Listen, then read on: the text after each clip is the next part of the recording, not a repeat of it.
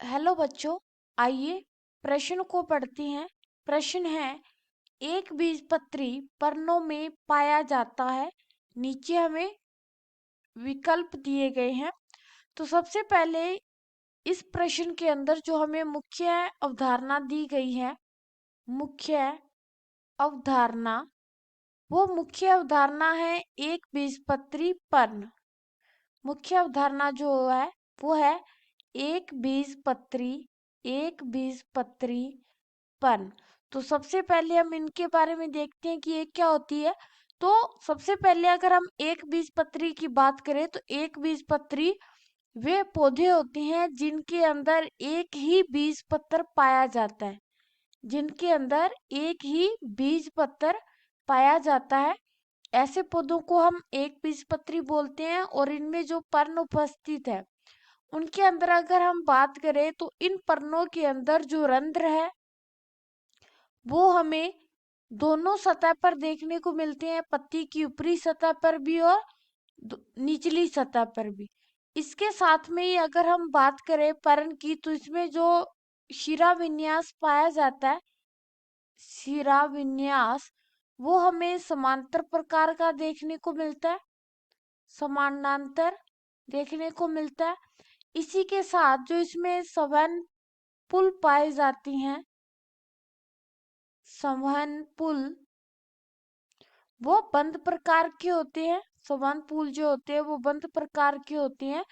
और इसमें जो विभज्योतक उत्तक पाए जाते हैं, विभज्योतक उत्तक, विभज्योतक उत्तक जो हमें देखने को मिलते हैं पत्तियों के अंदर, वो होते हैं अंतर्वेशी,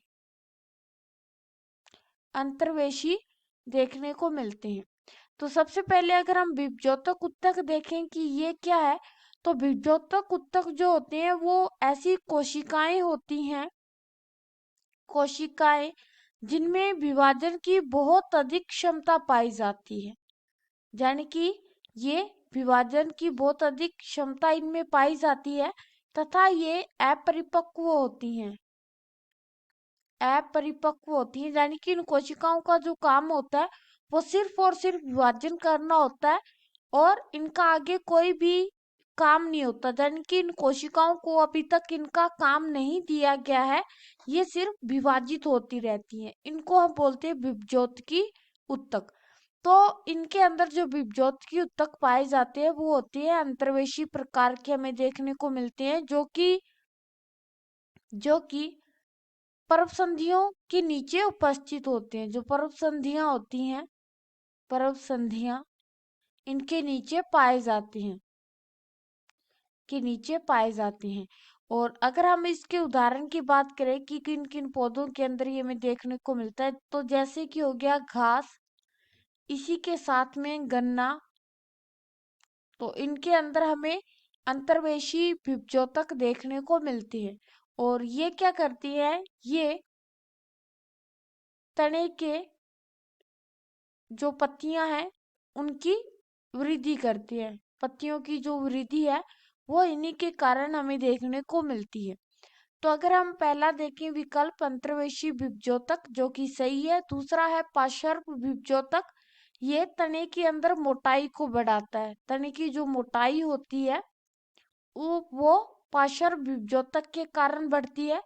तीसरा है शीर्षस्थ विभज्योतक, इसके कारण लंबाई बढ़ती है तने या जड़ की, लंबाई बढ़ती है तने की या जड़ की। तो हमारा जो सही विकल्प है वो है ए। आशा करते हैं कि मुख्य अवधारणा के आधार पर आपको यह प्रश्न समझ में आया होगा। धन्यवाद।